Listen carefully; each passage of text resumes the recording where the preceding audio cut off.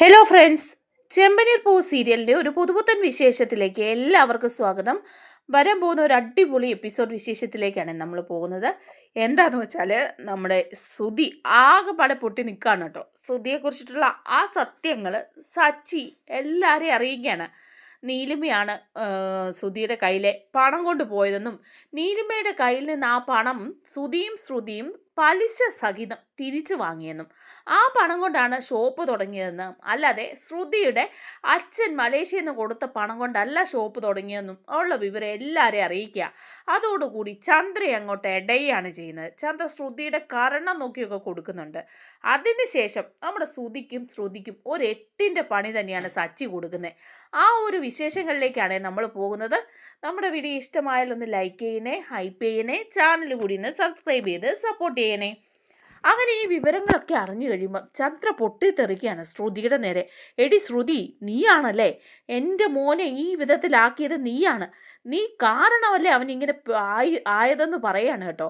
നിന്റെ അച്ഛൻ മലേഷ്യയിൽ നിന്ന് അയച്ചെന്ന പണം കൊണ്ടാണ് കട തുടങ്ങിയെന്ന് പറഞ്ഞിട്ട് എൻ്റെ ഭർത്താവിൻ്റെ പണം കൊണ്ടാണല്ലേ കട തുടങ്ങിയത്. ഇതൊക്കെ ചെയ്തത് നന്നായി, ഇല്ലെന്ന് ഞാൻ പറയുന്നില്ല. പക്ഷേ അതൊക്കെ എന്നോട് ആലോചിക്കണമായിരുന്നു. ഇവനെ കൊണ്ട് അത് ചെയ്യിക്കാതെ നീ സ്വന്തമായിട്ട് കാര്യങ്ങൾ ചെയ്യാൻ നോക്കി. അതെനിക്ക് അംഗീകരിച്ചു തരാൻ പറ്റില്ല എന്ന് പറയാണ്. നീ പേരും കള്ളിയാണെന്നൊക്കെ പറയാ ശ്രുതിയോട്. അങ്ങനെ ശ്രുതിയുടെ കരണമൊക്കെ അടിച്ച് പൊളിക്കുകയാണ് ചന്ദ്ര. അതിനുശേഷം ശ്രുതിയോട് പറയുന്നുണ്ട് കേട്ടോ. ശ്രുതിയാണ് അമ്മ പറയുന്നതിനനുസരിച്ച് വാലാട്ടി നിൽക്കുകയാണ്. അപ്പോൾ ശ്രുതിയോട് പറയുന്നുണ്ട്, നീ ശ്രുതിയോട് മിണ്ടിപ്പോകരുത്. അവൾ എന്താന്ന് വെച്ചാൽ കാണിച്ചോട്ടെ. അവൾ പിണങ്ങി അവളുടെ വീട്ടിൽ പോവാണെങ്കിൽ അങ്ങനെ ആയിക്കോട്ടെ. പക്ഷേ അവൾ ഒരു പേരും കള്ളിയാണ്. ഞാൻ പറയാതെ നീ ഇനി അവളോട് മിണ്ടാനേ പോവണ്ടെന്ന് പറയാണ് കേട്ടോ. അപ്പം ശ്രുതിയും പറയാം, ശരിയാ, അമ്മ പറഞ്ഞത് നേരാ. അമ്മ പറഞ്ഞതുപോലെ അമ്മ പറയാതെ ഇനി ഞാൻ അവളോട് മിണ്ടാനൊന്നും പോകുന്നില്ല എന്ന് പറയാണ്. അങ്ങനെ ശ്രുതിയും തമ്മിൽ പിണക്കി നിർത്തിയിരിക്കുകയാണ് ചന്ദ്ര. ശ്രുതിയോട് ഒരുപാട് ശ്രുതിയുടെ കുറ്റങ്ങൾ പറഞ്ഞിരിക്കുക. ശ്രുതി അങ്ങനെ മിണ്ടാതെയൊക്കെ ഇരിക്കുകയാണ്. അങ്ങനെ 2 ദിവസമായിട്ട് 2 പേരും തമ്മിൽ നല്ല പിണക്കത്തില്ല. അപ്പോൾ രേവതി സച്ചിയും കൂടെ പറയുന്നുണ്ട്, ഇത് ശരിയാകത്തില്ല. അമ്മ ഇതിൻ്റെ ഇടയ്ക്ക് നിന്ന് കളിക്കുന്നത് എന്തിനാണെന്ന് അറിയില്ല. അമ്മ എന്തിനാ അവരെ ഇങ്ങനെ വിഷമിപ്പിക്കുന്നത്? എന്തായാലും അവർ ഭാര്യയും ഭർത്താവും അല്ലേ. എന്തൊക്കെ പ്രശ്നങ്ങളുണ്ടായാലും അവരൊന്നായിട്ട് ജീവിക്കേണ്ടവരാ. അതിൻ്റെ ഇടയിൽ കയറി അമ്മ ഇങ്ങനെ അവരെ 2 പേരെയും കൂടെ പിണക്കാൻ നോക്കണ്ടെന്ന് പറയുക. അപ്പം ഉടനെ തന്നെ സച്ചി രേവതിയോട് പറയാം, രേവതി, നിനക്ക് വേറെ ഒരു പണിയില്ലേ? അവരായി അവരുടെ പാടായി, എന്തെങ്കിലും കാണിക്കട്ടെ അമ്മയും അവരും. അമ്മയുടെ പ്രിയപ്പെട്ട മരുമോളല്ലായിരുന്നു അമ്മ തന്നെ കണ്ടുപിടിച്ച മരുമോള്. അങ്ങനെയുള്ളപ്പോൾ അങ്ങനെ ആവട്ടെ. ഇനി ശ്രുതിയുടെ അടുത്തേക്ക് നീ ഇനി ഒരു പാരായണവും പറഞ്ഞുകൊണ്ട് ചെല്ലണ്ട. അന്ന് തന്നെ ആ പെണ്ണ് വിശന്നിരുന്നപ്പോഴേ നീ ഭക്ഷണമൊക്കെ കൊണ്ട് കൊടുത്തല്ലോ. പക്ഷേ പെട്ടെന്ന് തന്നെ അവളുടെ വായിന്ന് നീ എന്താ കേട്ടത്? നിനക്ക് നല്ല സന്തോഷമായല്ലേ? ഞാനും ശ്രുതിയും കൂടെ ഇരിക്കുന്നതും അതുപോലെ അമ്മ എൻ്റെ കാരണത്തടിച്ചതും ഒക്കെ നിനക്ക് നല്ല സന്തോഷമായില്ലേന്ന് ആ ശ്രുതി എന്ന് പറയുന്ന അവള് നിന്നോട് ചോദിച്ചില്ലേ? പിന്നെ ഇനി നീ ഈ കാര്യത്തിലൊന്നും ഇടപെടാൻ പോകണ്ട രേവതി എന്ന് പറയുക. അങ്ങനെ ഇരിക്കുകയാണ് കേട്ടോ. അങ്ങനെ ഇരിക്കുമ്പം രേവതി വീണ്ടും സച്ചിയോട് പറയുന്നുണ്ട്, ഞാൻ അച്ഛനോട് ഇക്കാര്യത്തെക്കുറിച്ച് സംസാരിച്ചിട്ടുണ്ട് സച്ചിയേട്ടാ. അച്ഛൻ എങ്ങനെയെങ്കിലും അമ്മയെ പറഞ്ഞത് മനസ്സിലാക്കട്ടെ. അങ്ങനെ ശ്രുതിയും തമ്മിൽ പിണങ്ങിയിരുന്നാൽ എങ്ങനെയാ? ഇപ്പോൾ 1-2 ദിവസമായി. ഇതിൻ്റെ ഇടയിലൊക്കെ അമ്മ കയറി വഴക്കുണ്ടാക്കുന്നത് കൊണ്ടല്ലേ ഈ പ്രശ്നം. ശ്രുതിക്കാണെങ്കിൽ അമ്മയെ പേടിയാന്ന് പറയാം. അപ്പോൾ സച്ചി പറയാം, അവനൊരു പേടിച്ചൂറി തന്നെയാന്നേ. അവന് ധൈര്യം ഇല്ലെങ്കിൽ അവൻ്റെ ഭാര്യ പിണങ്ങി അങ്ങ് പോട്ടെ. പാർലറമ്മയും കുറഞ്ഞ സാധനമൊന്നും അല്ല. പാർലറമ്മയെക്കുറിച്ച് നിനക്കറിയാമല്ലോ എന്തെല്ലാം കാര്യങ്ങളാ പാർലറമ്മ ഉണ്ടാക്കി വെക്കുന്നതെന്ന്. പേരും കള്ളി എന്ന് പറയാം. അതേസമയം ഇത് വിവരങ്ങളൊക്കെ അറിഞ്ഞിട്ട് നമ്മുടെ ഭാമ വരുന്നുണ്ട് കേട്ടോ. ഭാമ ചന്ദ്രയുടെ വീട്ടിലേക്ക് വരിക. അപ്പോൾ ചന്ദ്രയുടെ വീട്ടിൽ വന്നു കഴിയുമ്പോഴത്തേക്കും ചന്ദ്ര അവിടെ ഇങ്ങനെ ഇരിക്കുമ്പോൾ ഭാമ വന്നിട്ട് പറയാം, ഇത്തിരി വെള്ളം വല്ലതും തരാൻ പറയുമ്പോൾ രേവതിയോട് പറയാം, എടി നോക്കി നിൽക്കാതെ ഭാമയ്ക്ക് ഇത്തിരി വെള്ളം കൊടുക്കുക. അവളാണെങ്കിൽ ഇങ്ങനെ ആരുടെ വായിൽ നിന്ന് എന്താ വീഴുന്നതെന്ന് അറിയാൻ വേണ്ടി നിൽക്കുകയാണ്. ഇപ്പോൾ അവൾക്ക് കുറച്ച് സന്തോഷമായി. ഞാൻ ആ ശ്രുതിക്കിട്ട് തല്ലേ ഇവിടെ ഈ പ്രശ്നങ്ങൾ ഉണ്ടാകുകയൊക്കെ ചെയ്തതുകൊണ്ട് രേവതിക്ക് നല്ല സന്തോഷമാണെന്ന് പറയാം. അപ്പോൾ രേവതി പറയുന്നുണ്ട്, എന്താ അമ്മ ഇത്? അമ്മ എന്തിനാ ഇങ്ങനെയൊക്കെ പറയുന്നത്? ശ്രുതിയും തമ്മിൽ തെറ്റിക്കാൻ അമ്മയല്ലേ നോക്കുന്നത്? അതിൻ്റെ ആവശ്യമില്ലെന്ന് മാത്രമേ ഞാൻ പറഞ്ഞുള്ളൂ എന്ന് പറയാണ് കേട്ടോ. അപ്പോൾ പറയാം, നീ എന്നെ കൂടുതൽ ഭരിക്കാനൊന്നും വരല്ലേ എന്ന് പറയാം. അപ്പോൾ രേവതി പറയുന്നുണ്ട്, അമ്മേ, ശ്രുതി തെറ്റ് ചെയ്തിട്ടുണ്ട്, ഇല്ലെന്ന് ഞാൻ പറയുന്നില്ല. പക്ഷേ ആ ഒപ്പം ശ്രുതിയും ചെയ്തിട്ടില്ലേ? 2 പേരും കൂടിയല്ലേ ഇക്കാര്യം മറച്ചു വെച്ചത്. എന്നിട്ട് പിന്നെ ശ്രുതിയെ മാത്രം കുറ്റം പറയും, ശ്രുതിയുടെ തടിക്കുകയൊക്കെ ചെയ്ത അമ്മ. എന്നിട്ട് ശ്രുതിയെ ചേർത്ത് നിർത്തുകയും അവരെ തമ്മിൽ പിണക്കിക്കുകയും ചെയ്തു. ഇത് ശരിയാണോന്നേ ഞാൻ ചോദിച്ചോളൂ എന്ന് പറയാം. നീ എന്നെ ശരിയും തെറ്റുമോ ഒന്ന് പഠിപ്പിക്കാൻ വരരുത് രേവതി. നീ അകത്തോട്ട് കയറി പോകുന്നുണ്ടോ എന്ന് ചോദിക്കുക ചന്ദ്ര. അപ്പോൾ ഭാമ പറയുന്നുണ്ട്, എൻ്റെ പൊന്നു ചന്ദ്രേ, നീ ഇവിടെ കിടന്ന് ഈ ബഹളമൊക്കെ വയ്ക്കാതെ ആ രേവതിയുടെ തലയിലേക്ക് എപ്പോഴും കയറിയിട്ട് എന്ത് കിട്ടാനാ? എൻ്റെ രേവതി, നീ പോയി എനിക്ക് കുറച്ച് വെള്ളം എടുത്തിട്ട് വരാൻ പറയാം. അങ്ങനെ രേവതി അടുക്കളയിലേക്ക് പോകുമ്പോൾ ഭാമ പറയാ, എൻ്റെ ചന്ദ്രേ, നീ എന്തിനാ രേവതി എപ്പോഴും ഇങ്ങനെ കുറ്റപ്പെടുത്തുന്നത്? നീ ഇപ്പം ചെയ്ത കാര്യത്തെക്കുറിച്ച് നീ ചിന്തിക്കുന്നുണ്ടോ? ശ്രുതി നിങ്ങളോട് അങ്ങനെ ചെയ്തെങ്കിൽ അതിന് രേവതിയൊക്കെ എന്ത് പഴച്ചു? നീ തന്നെ കണ്ടുപിടിച്ച് കൊണ്ടുവന്ന നിന്റെ സ്വന്തം മരുമോളല്ലേ, കോടീശ്വരിയായ മരുമോള്. അതുപോലെ തന്നെ നിനക്ക് ഏറ്റവും പ്രിയപ്പെട്ട മരുമോളും അവള് തന്നെയല്ലായിരുന്നോ എന്ന് ചോദിക്കുക. അപ്പോൾ ചന്ദ്ര പറയുന്നുണ്ട്, ശരിയാ, അവള് തന്നെയാ. എനിക്ക് ഈ രേവതിയോട് ഒരു കാര്യവും ഇല്ല. ഈ മാല കെട്ടുന്ന ഇവളെ ആർക്ക് വേണം? പിന്നെ മറ്റവള്, അവള് കോടീശ്വരിയൊക്കെയാ. പക്ഷേ അവളോട് എനിക്ക് താല്പര്യമുണ്ടെങ്കിലും അവൾക്ക് എന്നോട് താല്പര്യമില്ല. വലിയ ദേഷ്യം അവൾക്ക് എന്നോട്. പിന്നെ ഞാൻ അവളെ എങ്ങനെ സ്നേഹിക്കാനാ?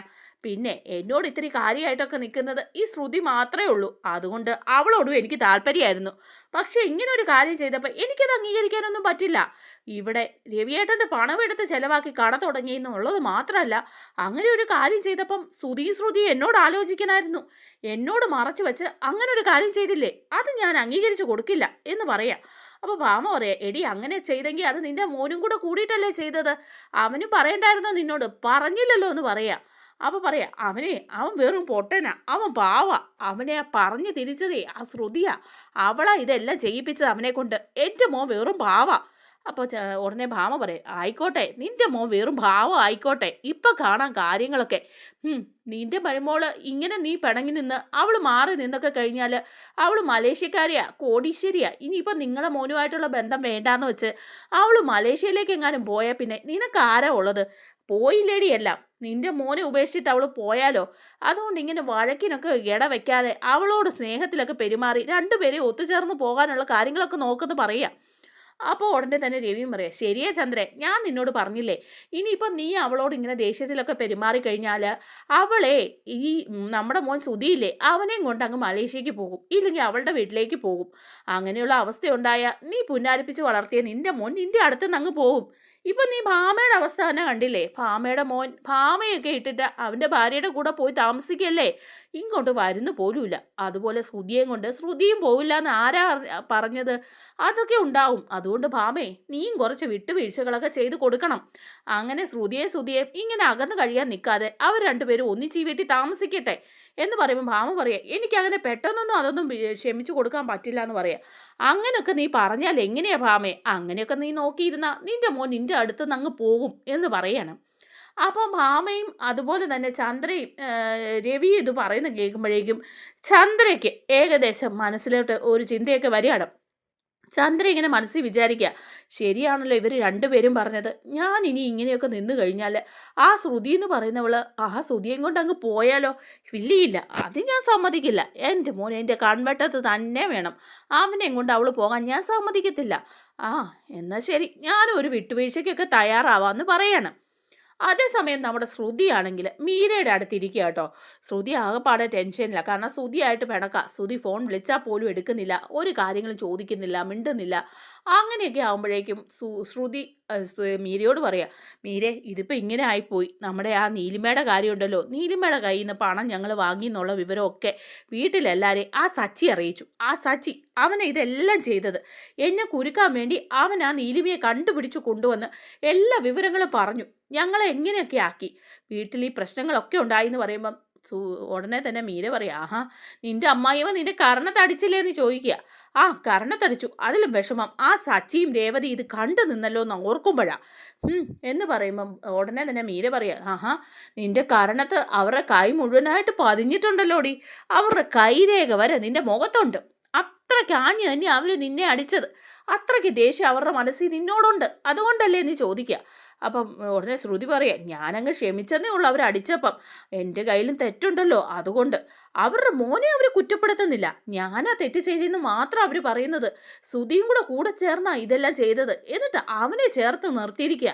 ഇപ്പം ദേ ഞങ്ങളെ രണ്ടുപേരെയും കൂടെ പിണക്കിക്കാനുള്ള എല്ലാ വഴികളും അവർ നോക്കിക്കൊണ്ടിരിക്കുക. ശ്രുതിയോട് പറഞ്ഞു കൊടുത്തിരിക്കുക, എന്നോട് മിണ്ടരുതെന്നും എൻ്റെ ഫോൺ എടുക്കരുതെന്നും എന്നെ ആ വീട്ടിലേക്ക് വിളിക്കരുതെന്നും. അങ്ങനെ പറഞ്ഞതനുസരിച്ച് ആ കോന്തൻ അങ്ങനെ തന്നെ നിൽക്കുക, അമ്മ പറയുന്നത് കേട്ട് എന്ന് പറയണേ. അപ്പം ഉടനെ തന്നെ പറഞ്ഞു കൊടുക്കുവാണ് നമ്മുടെ മീര. ആ അത് ശരിയാ, നിന്റെ ഭർത്താവല്ലേ, അവൻ അങ്ങനെ ചെയ്തില്ലെങ്കിലേ ഉള്ളു മോളെ എന്ന് പറയാം. അപ്പം ശ്രുതി പറയാം, ഞാനിനി അങ്ങോട്ട് പോവില്ല, അവൻ അങ്ങനെ നിൽക്കട്ടെ, അമ്മ പറയുന്നത് മാത്രം കേട്ട് ജീവിക്കാനാണെങ്കിൽ അങ്ങനെ ജീവിക്കട്ടെ. ഇങ്ങനെ ഒരു പ്രശ്നം ഉണ്ടായപ്പോഴേ അവൻ എന്നെ എല്ലാവരുടെയും മുമ്പിൽ ഇട്ട് കൊടുക്കുമായിരുന്നു. ഈ സംഭവങ്ങളെല്ലാം ഞാനും അവനും കൂടെ ഒന്നിച്ചു ചേർന്ന് ആലോചിച്ച് തീരുമാനിച്ച കാര്യങ്ങളാണ്. ഷോപ്പ് തുടങ്ങാൻ വേണ്ടിയിട്ട് സുധി എങ്ങനെയെങ്കിലും ഉയർന്നു വരണമെന്നും സുധി സ്വന്തമായിട്ടൊരു ഷോപ്പിൻ്റെ ഓണർ ആവണമെന്നും ഒക്കെ എനിക്ക് അതിയായ ആഗ്രഹമുള്ളതുകൊണ്ടാണ് ഞാൻ അങ്ങനെ ഒരു തീരുമാനത്തിലേക്ക് പോയത്. എന്നിട്ട് ഒരവസരം വന്നപ്പം എന്നെ എല്ലാവരുടെയും മുമ്പിൽ ഇട്ട് കൊടുത്തിട്ട് അവൻ അങ്ങ് കൈ കഴുകി മാറി നിന്ന്. അങ്ങനെയുള്ള ഒരുത്തിൻ്റെ കൂടെ ഞാൻ ജീവിക്കണം അല്ലേ എന്ന് പറയണം. അപ്പം മീര പറഞ്ഞു കൊടുക്കുക, എടി നീ ഇങ്ങനെ ഒരു തീരുമാനം എടുക്കുന്നതിന് മുമ്പ് 2-3 പ്രാവശ്യം ഒന്ന് ആലോചിച്ച് നോക്ക്. സുധിയെ അവൻ അവൻ്റെ അമ്മ പറയുന്നത് കേട്ട് തന്നെയാ ജീവിക്കുന്നത്. അങ്ങനെയുള്ള ഒരുത്തനെ നീ ഇപ്പം വിളിക്കാതിരുന്നു കഴിഞ്ഞാൽ ഇനിയും അവൻ്റെ അമ്മ പറയുന്ന കേട്ട് തന്നെ അവൻ ജീവിക്കും. മാത്രമല്ല ഇപ്പം ഇത്രയും കാര്യങ്ങൾ നിന്നെക്കുറിച്ച് അറിഞ്ഞപ്പോൾ തന്നെ അവർ നിന്റെ കരണം പൊളിച്ചു.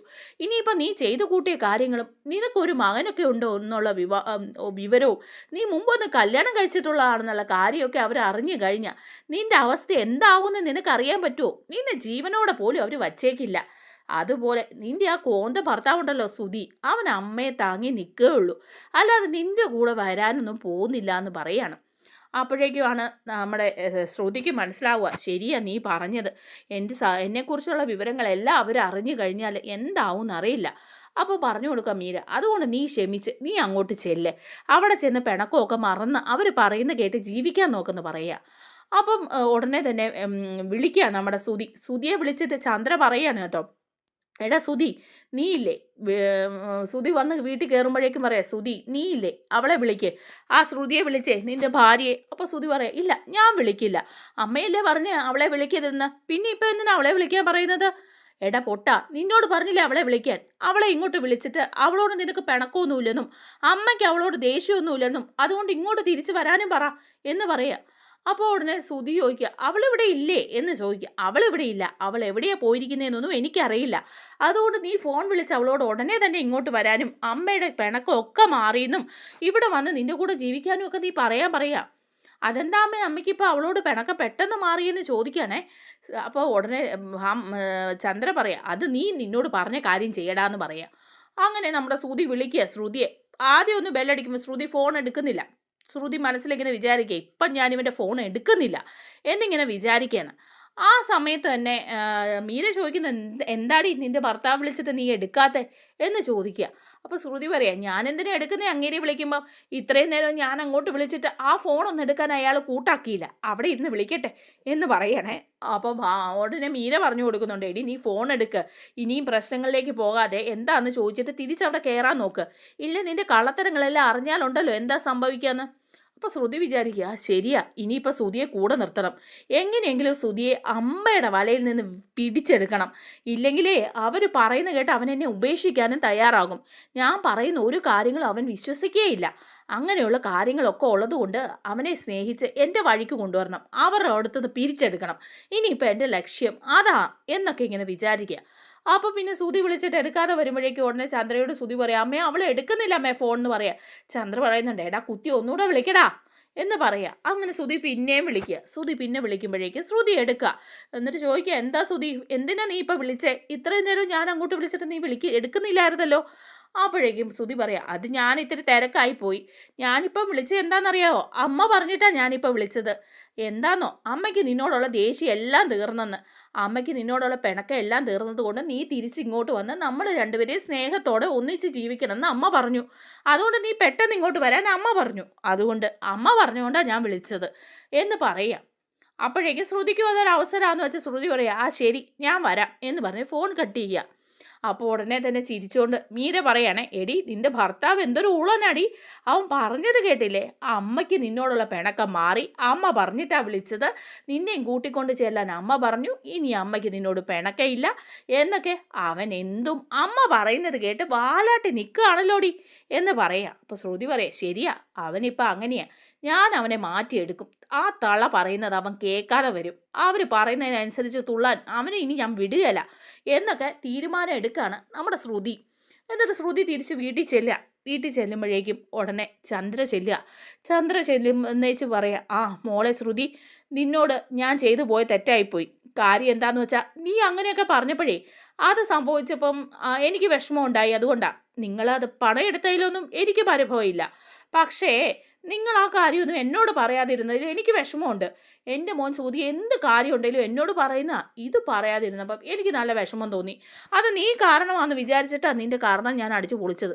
ദേ ഇപ്പം എല്ലാ പ്രശ്നവും സോൾവായി. നിങ്ങൾ നിങ്ങളുടെ ബിസിനസ്സൊക്കെ നല്ല രീതിയിൽ കൊണ്ടുപോയിക്കോ കേട്ടോ. എനിക്കൊരു പ്രശ്നവുമില്ല. നിങ്ങളുടെ ഇവിടെ സന്തോഷത്തോടെ ജീവിക്കണം. ദേ രണ്ടുപേരുടെയും പിണക്കമൊക്കെ അങ്ങ് തീർത്തേക്കണം കേട്ടോ എന്ന് പറയുകയാണ് ചന്ദ്ര. അപ്പം ശ്രുതിയും പറയാ ശരിയമ്മേ അങ്ങനെ തന്നെ ആയിക്കോട്ടെ എന്നിങ്ങനെ പറയുകയാണ് കേട്ടോ. അന്നേരം നമ്മുടെ സച്ചി അങ്ങോട്ട് വരിക. സച്ചി പറയാം ആഹാ എല്ലാവരുടെയും പിണക്കമൊക്കെ തീർന്നല്ലോ, അപ്പം പ്രശ്നമൊക്കെ പരിഹരിച്ചു. എന്നാലേ എനിക്കൊരു കാര്യം കൂടി പറയാനുണ്ടെന്ന് പറയാം. അപ്പോൾ രവി ചോദിക്കുക എന്താടാ നിനക്കിനി പറയാനുള്ളത് എന്ന് ചോദിക്കുക. അപ്പോൾ ഉടനെ നമ്മുടെ ശ്രുതി ചോദിക്കുകയാണേ എന്താടാ ആ ഷോപ്പ് തുടങ്ങിയത് അച്ഛൻ്റെ പണം എടുത്തായതുകൊണ്ട് അതിൻ്റെ ഷെയർ നിനക്ക് വേണമായിരിക്കും അല്ലേ, അതാണോ നിനക്ക് ചോദിക്കാനുള്ളതെന്ന് ചോദിക്കുക. അപ്പോൾ ഉടനെ ശ്രുതി പറയാം പോടാ എനിക്ക് നിൻ്റെ ഷെയർ ഒന്നും വേണ്ട, നിൻ്റെ കടയുടെ ഷെയർ ഒന്നും ഞങ്ങൾക്ക് വേണ്ട. എനിക്ക് ഇപ്പം തന്നെ 2 കാറുണ്ട്, ആവശ്യത്തിന് പണം ഞാൻ സമ്പാദിക്കുന്നുമുണ്ട്. ഇനി നിൻ്റെ കടയുടെ ഷെയർ എനിക്ക് വേണ്ട, അതൊന്നും അല്ല എന്ന് പറയാം.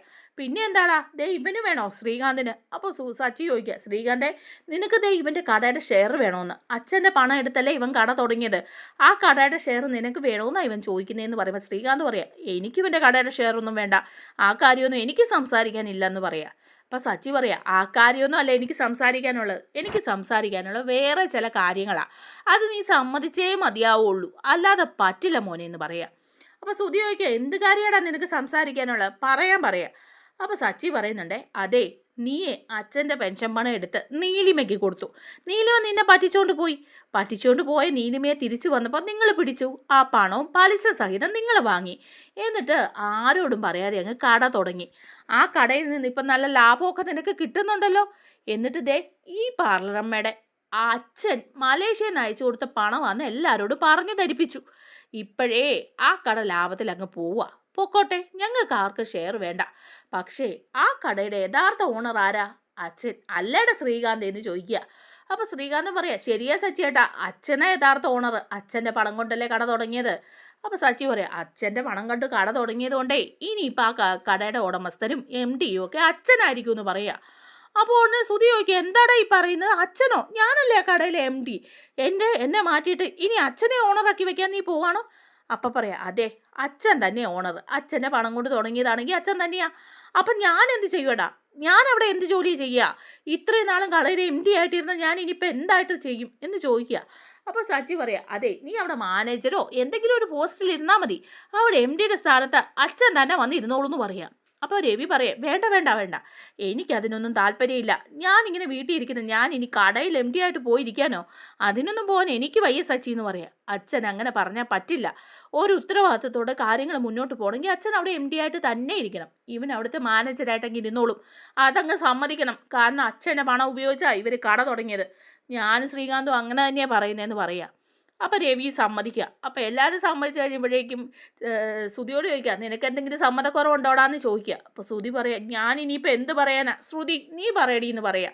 അപ്പോൾ ശ്രുതി പറയാം എല്ലാവരോടും അങ്ങ് തീരുമാനിച്ചപ്പോൾ ഞാൻ എന്ത് പറയാനാ, ഞാൻ സമ്മതിച്ചു എന്നങ്ങ് പറയാം. അപ്പോൾ ഇങ്ങനെ ഇവരെല്ലാം സമ്മതിപ്പിച്ച് കഴിയുമ്പോൾ അവരങ്ങ് കിളി പോയി നിൽക്കുക. അപ്പോൾ രേവതി ഭയങ്കര സന്തോഷമായിട്ട് രേവതി കൈയൊക്കെ അടിക്കുക, ചിരിച്ചുകൊണ്ട് കൈയടിക്കുക. അപ്പോഴേക്കും ചന്ദ്രയൊന്ന് തുറിച്ച് നോക്കുക രേവതി. അപ്പോൾ രേവതി ഇങ്ങനെ പതുക്കെ ഇങ്ങനെ നിൽക്കുക. എന്നിട്ട് എല്ലാവരും ഭയങ്കര സന്തോഷത്തിലാണ്. ചന്ദ്രയ്ക്ക് വലിയ സന്തോഷമൊന്നുമില്ല. ശ്രുതി ആകെപ്പാട് ചമ്മി നാറിപ്പോയിരിക്കുകയാണ് കേട്ടോ. അങ്ങനെ രവിയെ കടയുടെ ഓണറും MD ഒക്കെ ആക്കി അങ്ങ് ഇരുത്തിയിരിക്കുകയാണ് സച്ചി. ഇത് കഴിഞ്ഞ് റൂമിലേക്ക് ചെല്ലുകയാണ് നമ്മുടെ ശ്രുതി. അപ്പോൾ ശ്രുതി ആകെപ്പാടെ ദേഷ്യപ്പെട്ട് അതിൽ അങ്ങോട്ടും ഇങ്ങോട്ടും നടക്കുക. അപ്പോൾ ശ്രുതി എന്നിട്ട് ചോദിക്കുക എന്താ ശ്രുതി നീ ഇങ്ങനെ നിൽക്കുന്നേ? എടാ പൊട്ട, നീ എന്ത് പണിയാണ് കാണിച്ചത്? ആ കടയുടെ MD ആയിട്ട് നീ ഇരിക്കാൻ, അതിൻ്റെ ഉടമസ്ഥൻ നീ ആയിട്ട് ഇരിക്കാൻ വേണ്ടിയിട്ടല്ലേ ഞാൻ അന്ന് ഈ പണിയൊക്കെ ഒപ്പിച്ച് നിന്നെ കടയിലൊക്കെ തുടങ്ങാനായിട്ട് പ്രേരിപ്പിച്ചത്? എന്നിട്ട് ഞാൻ കാരണത്തിന് അടി വാങ്ങുകയും ചെയ്തു. ഇപ്പം കടയുടെ ഓണസ്ഥാനം അച്ഛൻ്റെ കയ്യിൽ, നീ അവിടെ വെറും ഒരു മാനേജർ. എൻ്റെ ആഗ്രഹങ്ങൾക്കൊന്നും ഒരു വിലയില്ലല്ലോ അല്ലേ? ഞാൻ നിനക്ക് വേണ്ടി അടികൊണ്ടു, എന്നിട്ട് നീ എന്താ ചെയ്തത്? എല്ലാവരുടെയും മുമ്പിൽ എന്നെ വലിച്ചിട്ട് കൊടുക്കുമല്ലായിരുന്നോ? നിൻ്റെ അമ്മയ്ക്ക് തല്ലാൻ വേണ്ടിയിട്ട് എന്നെ ഇറക്കി വിടുമല്ലായിരുന്നോ? എന്നിട്ട് ഇപ്പോൾ കടയുടെ അവകാശവും പോയി. ഇനിയിപ്പോൾ നമ്മൾ എന്താ ചെയ്യുക? എല്ലാ കണക്കുകളും അച്ഛനെ ബോധിപ്പിക്കേണ്ടി വരികയല്ലേ? അത് സച്ചിയെ ശ്രീകാന്തിനെ എല്ലാം അറിയിക്കേണ്ടി വരികയല്ലേ എന്താ നമ്മളിനി ചെയ്യാന്ന് ചോദിക്കുക. അപ്പോൾ ശ്രുതി പറയുക, എന്ത് ചെയ്യാനാ, അവരങ്ങനെ ചെയ്തപ്പോൾ പിന്നെ ഞാൻ ഇനിയിപ്പോൾ എന്ത് ചെയ്യാനാ, ഇനിയിപ്പോൾ അതനുസരിച്ച് അങ്ങ് മുന്നോട്ട് പോകാം എന്ന് പറയാം. അപ്പോൾ സച്ചി രേവതിയും കൂടെ റൂമിലിരുന്ന് പറയുന്നുണ്ട് ഈ കാര്യത്തെക്കുറിച്ച്. അപ്പോൾ രേവതി പറയാം, സച്ചിയേട്ടന് ഏതായാലും നല്ലൊരു തീരുമാനം തന്നെ എടുത്തത്. അച്ഛൻ തന്നെയാണ് അവിടെ MD ആയിട്ട് ഇരിക്കേണ്ടത്, അല്ലാതെ ആ ശ്രുതിയൊന്നും അല്ല. ഏതായാലും അത് അവർ അംഗീകരിച്ചു. അവർക്കൊരു 8ൻ്റെ പണിയായി പോയല്ലോ സച്ചിയേട്ടാന്ന് പറയാം. അപ്പോൾ സച്ചി പറയാം, ഇതൊന്നുമല്ല, പണിയൊക്കെ ഇനി വരുന്നേ ഉള്ളൂ. ആ ശ്രുതി എന്ന് പറയുന്നവളുണ്ടല്ലോ, പേരും കള്ളിയാ, അവക്കുള്ള പണികളൊക്കെ ഇനി വരാൻ പോകുന്നേ ഉള്ളൂ എന്ന് പറയാണ് കേട്ടോ. നമ്മുടെ വീഡിയോ ഇഷ്ടമായാലൊന്ന് ലൈക്ക് ചെയ്യണേ, ഹൈപ്പ് ചെയ്യണേ, ചാനൽ കൂടി ഒന്ന് സബ്സ്ക്രൈബ് ചെയ്ത് സപ്പോർട്ട് ചെയ്യണേ. താങ്ക്